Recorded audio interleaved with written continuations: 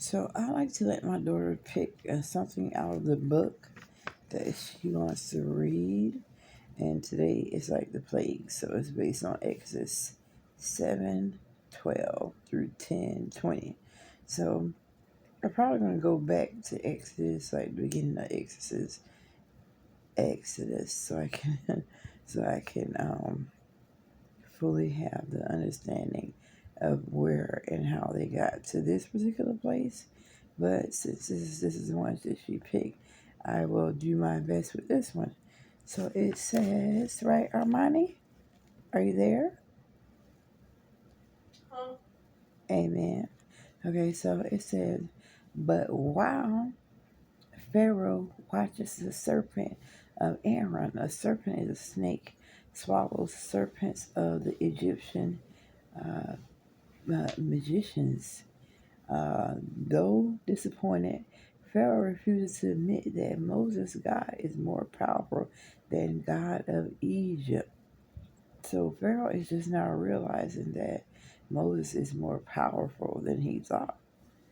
Again, Moses asks for God's help, and again, God tells him what to do. So God is directly talking to Moses, and he directs him and tell him what to do. Many people, a lot of people, God hasn't heard from him. They haven't heard his voice. They are still waiting to hear from him. And at this time, Moses is able to speak to him and hear from him. And so again, Moses asks God's help. And again, God tells him what to do. In the morning, Moses and Aaron meet Pharaoh on the bank of the Nile River. And Pharaoh said, "Don't you have anything better to do than bother me during my morning bath? Because you won't let the Hebrews go. The river will be turned to blood." At Moses' command, Aaron strikes the water with the rod, and the water turned red. My sorcerers can do the same thing. So they're basically like challenging each other. My sorcerer can do this, but God can do this. But the thing about it is, your sorcerer is coming from the pit of hell. The devil, psychics, all of that is witchcraft, and God does not allow that. And so you'll be judged accordingly by doing that if you don't change your ways. And so they were both, he was letting him know that his God is the master and he's the one that created us. So he is the one that we shall seek and we shall follow. So, and at Moses' command, again, Aaron strikes the water with the rod and the water turns red, and the sorcerers do the same. If they're such great sorcerers, why don't they turn the Nile back into water? But they could not do, and the Nile remains blood for 7 days. So that Nile River, it remained red like blood for 7 days. So again, this particular book is from, like, it's an action Bible book that I like to for teenagers to read. It's a really great book. And it's won a Christian award, so I do love this book. The Egyptians move. The Egyptian women are unable to wash their clothes in the bloody river. Men have to dig wells to find drinking water. Finally, the river is clear again, but still, Pharaoh will not listen to Moses' plea, and so God sends a different plague. It's in the streets of the city. Frogs, millions of them. I mean, can you imagine millions of frogs being all over the place? So this was like another plague because they didn't listen. And so God was giving them many warnings. And Egyptians in the homes eat. The floor is ruined. Even in the palace, I can't stand these filthy creatures. Send from Moses and Aaron. Ask your God to take away the frogs, and I will let the Hebrews go. It will be as you say. But when the frogs are gone, Pharaoh breaks his promise. So God proceeds with his next wonder. See, when you said you're going to do something with God, you cannot break that. So just because the frogs went away, he thought that God was going to go away. No, he's the creator above the heavens and earth of all things. So why would he go away if you didn't listen to his commands? So ask your God to take away the frogs, and I will let the Hebrews go. It will be as you say. And but when the frogs are gone, the pharaohs break his promise. So God proceeds with the next wonder, and that wonder, God torments the Egyptians with a plague. I don't know, is it James? They infest everything. Their Egyptians can't get them out of their houses, their hair, and even their beds. Pharaoh tries to bargain with Moses, but Moses stands firm in his request. Once again, Pharaoh promised to free the Hebrews, but when the giants are gone, he hardens his heart again. Okay? So they tried many times with him, but he didn't want to listen. As if the giants weren't bad enough, God followed them with a plague of flies. Flies are in everything. The Egyptians can't keep them off their food or off their faces, but no flies troubling Hebrews and Gasson. Can't you worship your God here? No, okay, you can go. But like before, Pharaoh changes his mind, then God sends diseases upon the Egyptians, animals, and the livestock. Many of them die, but Pharaoh's heart is unyielding. So we have to be yielded to God to completely surrender. And so now that he has lost um, all of these animals, he still doesn't want to change. That is so weird. So God gives Moses his next instruction. He and Aaron interrupt Pharaoh's court and throw suits into the air. Immediately, Pharaoh and his advisors break out into painful sores and boils, and the rest of the Egypt is struck with the same disease as well. By Pharaoh's stubbornly refuses to recognize God's power and authority. They still didn't recognize it after all of these things. Father, why were their slave drivers so cruel today? They are always cruel, son. But right now they are angry to be suffering from terrible woes while we remain healthy and strong. Still, Pharaoh keeps the Hebrews in Egypt. So a terrible storm strikes. Hailstones as big as my fist. Throughout the land, the Egyptian farmers watch the storm with terror. Our crops are ruined. But no hail falls in Gaza, where the Hebrews live. Pharaoh calls Moses to him. I have sinned, the Lord is right, and I am wrong. Pray for the Lord for us. We have had enough of the hail, and I will let you go. So maybe finally he has had enough. But just like every other one, the plague is lifted. Pharaoh changes his mind. When is he going to learn? Like after the first plague, I would have been out of there. How long will you rescue the humble yourself? Let my people go, or I will send locusts to destroy anything that is left alive in the land. Pharaoh advisors agree with Moses. Please just let the Hebrews grow already.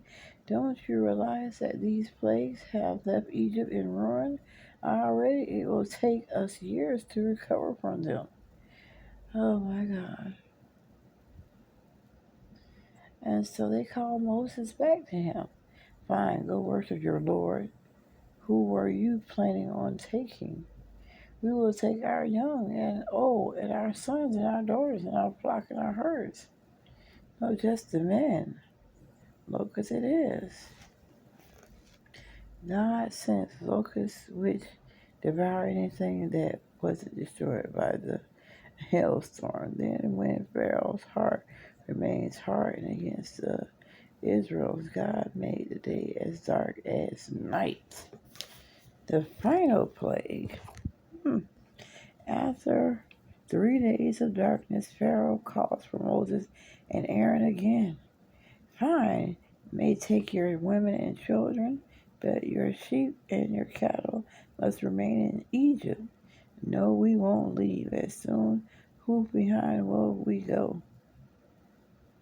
Then you'll all stay right where you are. Get out of your sight. If I see you again, you will die. But Moses is no longer afraid of Pharaoh. That was, you say, here's what the Lord says. Today, every firstborn son in Egypt will die, including yours. O Pharaoh, you will know grief worse than any Egypt has ever experienced, and then you will come to me on your hands and knees, and you will beg for my people to leave. Now, that's really something. Now, all these plagues that have gone on, now he's willing to risk the lives of every firstborn son will die, and he's still not moved. That is really stubborn. So quickly Moses calls for a meeting of the Hebrew leaders. God told me that the angel of death will strike Egypt and take the firstborn of every family. Firstborn of every family. They were talking about that because children are the apples of God's eyes, but he had to show them. Moses instructs the Hebrews on how to protect their families. Why are you putting laborers' blood on our doorsteps? God told Moses it would be a sign to let the angels of death know the Passover our house. Surely this will bring our release from slavery. 9 times Pharaoh has broken his promise to let us go. What will he do this time? That evening, every Hebrew family packs all of their possessions, hoping that they will finally be able to leave Egypt. They eat a meal called the Passover because the angel of death will pass over their homes. Just before midnight. What is it? I have an idea. What is it, Mommy? What is God destroying coming our way from the wind? No help. Then at the stroke of midnight, the Lord strikes down all the firstborn of the Egypt. But every Hebrew house with lamb's blood on the door is passed over. So he did come and take every firstborn child. However, the stroke of the midnight, the Lord strikes down all the firstborn of the Egypt. But every Hebrew house with lamb's blood on the door is passed over, so their children were not harmed.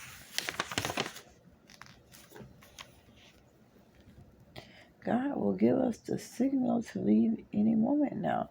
We must be prepared to leave at any moment. Notice, in the palace, your son is dead, O Pharaoh, and passengers bring word that the firstborn of every Egypt has died suddenly. My son? Summon Moses and Aaron to come immediately. It's too late. My son is dead. This time Pharaoh does not bargain about cattle or sheep. Tell your people, take your cattle and get out of Egypt. Serve your God as you wish. Moses gives the order to march immediately. The slaves rush out from their homes and meet at a camp in the country, and they rejoice. We're free, we're free. Thank God my children will not be slaves in Egypt. To 20,000 Egyptians under the sea. So this is where we're going to stop at because it's going to be based on Exodus 13:17 through 15:21. So this is after they leave. And so 20,000 Egyptians, they leave after they have apparently been released from that Pharaoh. And it took all of those plagues for him to agree to let them go. He could have just let them go at the first command. He wouldn't have lost his son. He wouldn't grieve in that way. And now he's telling them to go. Before, he was saying that they would have to stay and be slaves. So the message is that when someone tells you to do something and you know it's something of God and you know that it's good and with good intention and will, you should listen and obey to it, because if not, you have to adhere to what is going on. And most of the time, it's not going to be good. The outcome at the time, it may be funny or fun, or it may be a happy situation, but at the end of the day, it is not. When you're going through trials and tribulations, and a lot of people don't notice you're going through it, just smile and rejoice and be glad and thankful in the Lord and keep going every day and never stop. In Jesus' mighty name, never give up, because this story is so powerful. It is very powerful. So I have to get onto a Zoom meeting, but I am so blessed to have read this story to you all. So I will be reading again what Armani. She chooses a story every night for me to read for her until she falls asleep. But when she falls asleep, I still continue to read because I'm enjoying this. Like again, once I it's the Action Bible, the Action Bible. Yeah, so I love the Action Bible. And then I'll back it up with my King James Version Bible. I'll usually have that next to it. I usually have it next to it, so I can go to the word if I need to. So you guys have been wonderful and amazing. Thank you for joining me, and God bless. I love you all. I'll see you soon.